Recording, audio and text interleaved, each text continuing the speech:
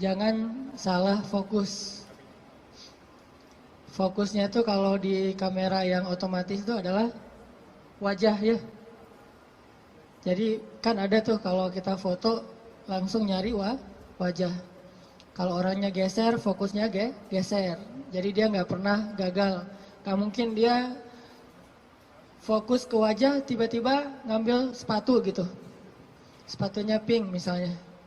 Nggak mungkin kan? Artinya hari ini kita bahas tentang fokus dalam mencari cinta. Fokus dalam mencari cinta. Salah fokus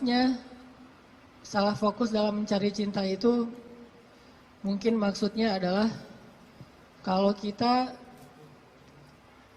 mencari cinta itu mungkin buat mencari kesenangan dunia saja. Coba kita belajar mencari cinta itu untuk ngedapatin akhirat. Menurut saya itu lebih true love, lebih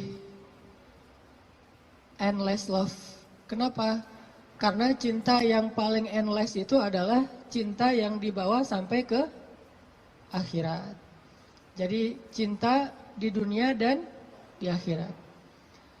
Tapi sebelum kita menemukan cinta-cinta apapun dalam hidup kita, coba kita belajar ngedapetin cinta Allah Subhanahu wa Ta'ala. Karena Allah lah yang pemilik segala cinta. Kalau Allah udah cinta kepada hambanya, maka Allah Subhanahu wa Ta'ala akan menitipkan rasa cinta di dalam hati semua hambanya untuk orang yang dia cintai. Kalau Allah cinta sama kita, Allah akan titipkan rasa cinta kepada semua makhluk agar mencintai kita. Tapi kalau Allah nggak cinta kepada seseorang, Allah cabut rasa cinta dari semua makhluk, sehingga nggak ada yang mencintai kita kecuali karena hawa nafsu. Jadi kalau kita pengen ngedapetin cinta sejati, cintailah dulu dan raih pula cinta pemilik hati, yaitu Allah Subhanahu wa Ta'ala. Jadi hari ini kita akan coba bahas tentang jangan salah fokus dalam mencari cinta. Oke, saya akan angkat kisah cinta Nabi Musa alaihissalam.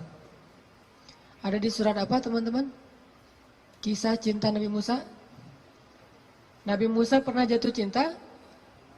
Pernah, kepada istrinya. Tahu nggak cerita Nabi Musa ketika pertama ketemu sama pasangannya, sama istrinya? Pernah baca kisah itu? Coba buka surat Al-Qasas, surat 28. Itu kisah cinta Nabi Musa alaihissalam. Surat Al-Qasas, surat Al-Qasas, surat 28 ayat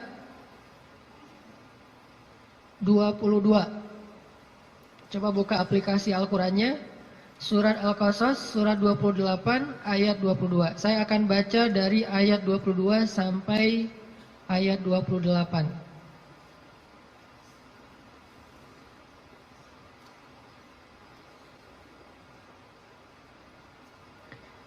Surat Al-Qasas ayat 22 sampai 28.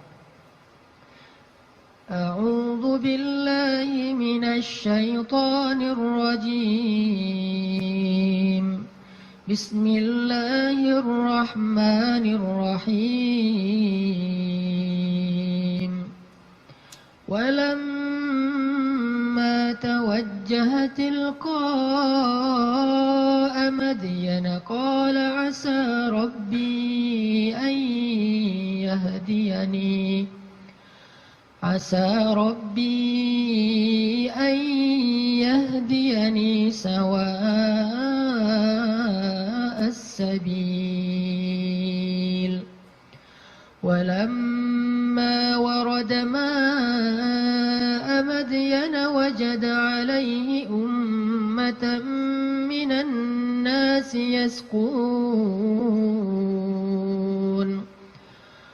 فوجد من دونهم امرأتين تذودان قال ما خطبكما قالتا لا نسقي حتى يصدر الرعاء وأبونا شيخ كبير فسقى لهما ثم تولى إلى الظل فقال رب إني لما أنزلت إلي من خير فقير فجاءته إحداهما تمشي على استحياء قالت إن أبي يدعوك ليجزيك أجر ما سقيت لنا فلما جاءه وقص عليه القصص قال لا تخف نجوت من القوم الظالمين قالت إحداهما يا أبت استأجره إن خير من استأجرت القوي الأمين قال إني أريد أن أنكحك إحدى ابنتي هاتين على أن تأجرني 8 حجج فإن أتممت 10 فمن عندك وما أريد أن أشق عليك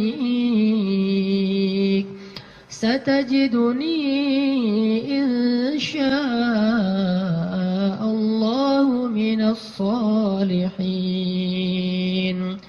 قال ذلك بيني وبينك أيما الأجلين قضيت فلا عدوان علي والله على ما نقول وكيل. Dan ketika Musa menghadap ke arah negeri Madian, ia berdoa, semoga Tuhanku membimbingku ke jalan yang benar. Lalu saat ia sampai di sebuah sumber air di negeri Madian itu, ia menjumpai di sana sekumpulan orang yang sedang memberi minum kepada ternaknya. Dan ia melihat di belakang orang banyak itu 2 perempuan yang sedang menambat ternak mereka. Musa bertanya, "Apa yang kalian butuhkan?" Kedua perempuan itu menjawab, "Kami tidak dapat memberi minuman ternak kami sebelum penggembala-penggembala itu memulangkan ternak mereka, sedangkan ayah kami adalah orang tua yang sudah lanjut usianya." Lalu Musa menolong mereka dengan memberi minuman ternak itu.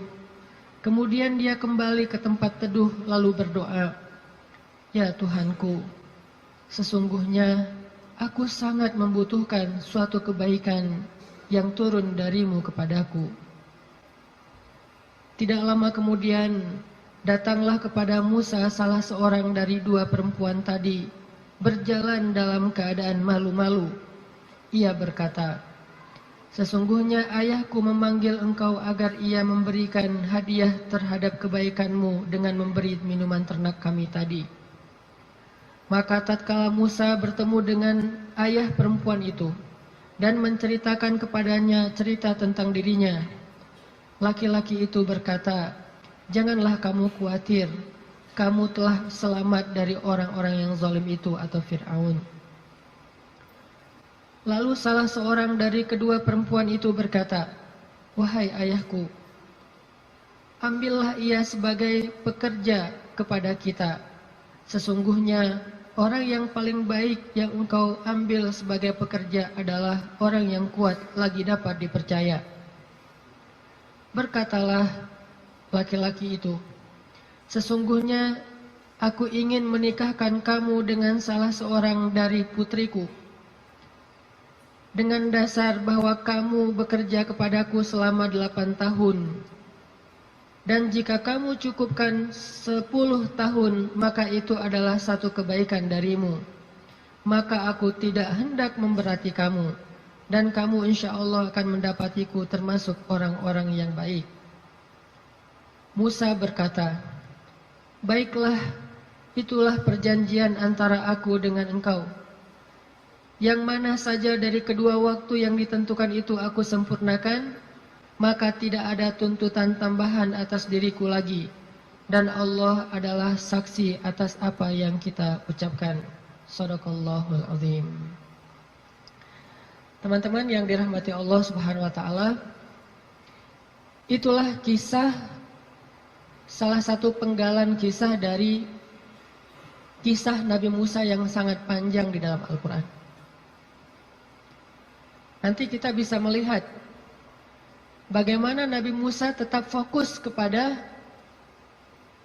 cita-citanya, tetap fokus kepada keinginannya, tetap fokus kepada himmah, azam, apa yang selama ini dicari oleh Nabi Musa alaihissalam. Walaupun adegan hidupnya berubah-ubah. Karena manusia itu menjalani hidup dengan adegan yang kadang-kadang kita tidak menduga. Saya merasa bahwa hidup saya itu penuh dengan kejutan dari Allah. Saya orang Aceh asli, anak dari orang tua yang mungkin bukan orang kaya, tapi tiba-tiba Allah mentakdirkan saya kuliah di Mesir, lalu pulang dari Mesir saya tinggal di Bandung. Sampai hari ini banyak adegan dalam hidup kita itu, banyak hal yang kita nggak pernah menduga. Adegan hidup bisa berubah, tetapi azam harus tetap ada di dalam diri kita, di dalam hati kita. Sehingga adegan-adegan yang kita alami, apakah itu adegan sekolah, belajar, adegan menikah, adegan bekerja, adegan berteman, semua adegan dalam hidup kita itu harusnya menjadi sebuah potensi, kekuatan, dan penyemangat buat kita mendapatkan apa yang sudah terazam dalam hati kita. Gak boleh cita-cita kita itu berubah gara-gara adegan berubah. Gak boleh harapan kita itu berubah gara-gara situasi berubah. Harusnya harapan kita itu kepada Allah Subhanahu wa taala tidak berubah sama sekali, walaupun hidup kita terus dinamis, berubah-ubah sesuai dengan kondisi. Tetapi harapannya tetap sama. Kayak ibarat tadi orang pengen nikah, udah aja fokus nikah. Kalau dia bekerja, niatnya bekerja supaya bisa mempersiapkan mahar yang layak buat calon kekasih. Apa mahar yang layak? Minimal mah 1 miliar. 1 villa, ya, mobil Alphard. Setuju yang di belakang?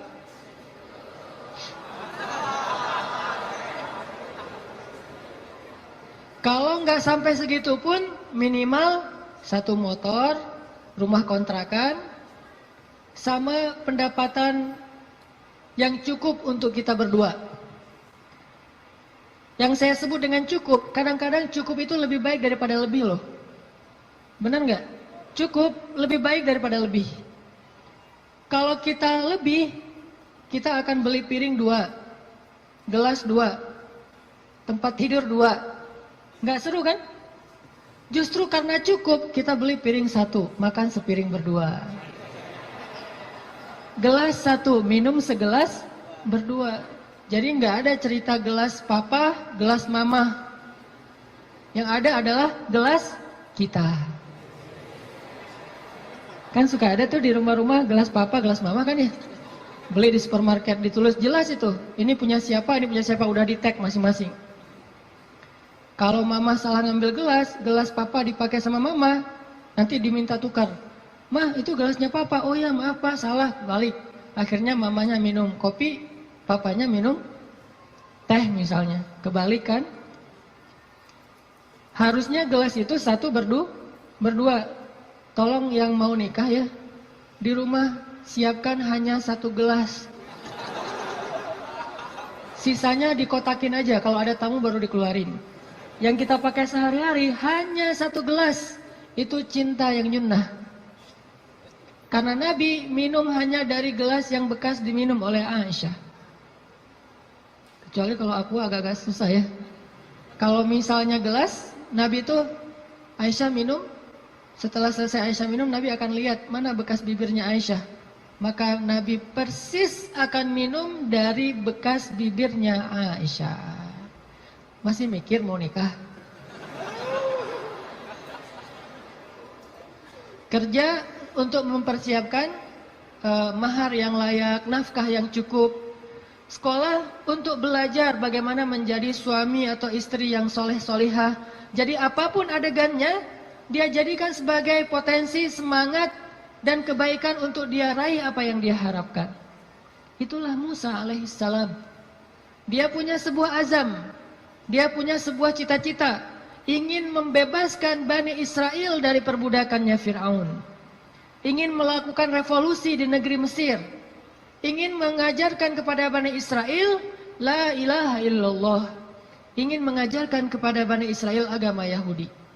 Sehingga adegan dia menikah pun dia mencari seorang perempuan yang bisa mendukung dakwahnya. Jadi dia bukan mencari seorang perempuan yang hanya dia senangi saja. Bukan mencari seorang calon istri yang hanya ngeklik doang tuh di hatinya. Tapi dia mencari calon istri selain ngeklik di hatinya, calon istri ini juga bisa melengkapi dia, menyempurnakan dia, dan menolong dia dalam segala urusan dakwah di jalan Allah Subhanahu wa Ta'ala. Ini namanya fokus. Jadi salah satu yang ditanya itu adalah mungkin di antara CV yang perlu diketahui, siap enggak kalau ternyata suaminya ini aktivis dakwah? Siap enggak kalau suaminya ini misalnya harus aktif berdakwah, kadang-kadang berkorban dengan harta keluarga untuk kepentingan dakwah. Seperti Rasulullah SAW berdakwah didukung oleh Khadijah. Sungguh kalau tidak ada Khadijah, kayaknya dakwah Nabi itu juga bakalan banyak sekali masalah. Untung Allah Subhanahu wa Ta'ala memberikan pendukung pertama buat Rasulullah, justru yang berasal dari rumahnya sendiri, kekasih sejatinya Rasulullah, yaitu Khadijah. Sehingga ketika Nabi berdakwah, yang mendukung dakwahnya Nabi itu justru Khadijah. Bayangin kalau Nabi berdakwah, justru yang memusuhi dakwah Nabi adalah istrinya sendiri, itu berat banget. Kayak Nabi Lut dan Nabi Nuh alaihissalam. Itu yang paling berat. Makanya kalau kita tadi baca di dalam surat Al-Qasas, kisah dakwah, kisah cintanya Nabi Musa alaihissalam dimulai dari kalimat yang ada di ayat 22, Asa Rabbi ayyahdiyani sawa as-sabil. Semoga Tuhanku akan membimbingku ke jalan yang lurus. Artinya Nabi Musa itu berserah diri kepada Allah, ya Allah, kalau engkau pertemukan saya kepada seorang calon istri saya, pertemukanlah dengan seorang perempuan yang membuat saya tetap di jalanmu. Kalau engkau memberi saya pekerjaan dan rezeki, berilah saya pekerjaan yang membuat saya tetap di jalanmu. Kalau engkau memberikan saya teman dan sahabat, berikanlah saya sahabat dan teman yang membuat saya tetap di jalanmu. Intinya, sawa asbil, ihdinas siratal mustaqim. Itu fokusnya Nabi Musa. Gak pengen gara-gara cinta, akhirnya keluar dari sawa as-sabil. Gara-gara perasaan, akhirnya keluar dari siratal mustaqim. Ini fokusnya Nabi Musa. Cinta anugerah dari Allah, tapi jangan sampai anugerah itu menjauhkan kita justru dari pemberinya. Ini fokus Nabi Musa. Asa Rabbi ayyahdiyani sawa as-sabil. Jadi kalau saya nanti ketemu keluarga baru, mudah-mudahan keluarga itu keluarga yang bisa membantu saya untuk terus berada di sawa as-sabil. Kalau saya ketemu calon suami, mudah-mudahan suami itu yang membimbing saya. Waj'alna lil muttaqina imama, membimbing saya tetap di sawa as-sabil, di jalan yang Allah ridhoi. Ini fokus. Dan kalau kita fokus di sawa as-sabil, gak usah khawatir. Allah punya banyak rencana baik untuk kita. Wa yamkurun wa yamkurullah. Wallahu khairul makirin. Siapapun boleh punya rencana untuk menghalangi kita, tapi Allah adalah sebaik-baik pembuat rencana.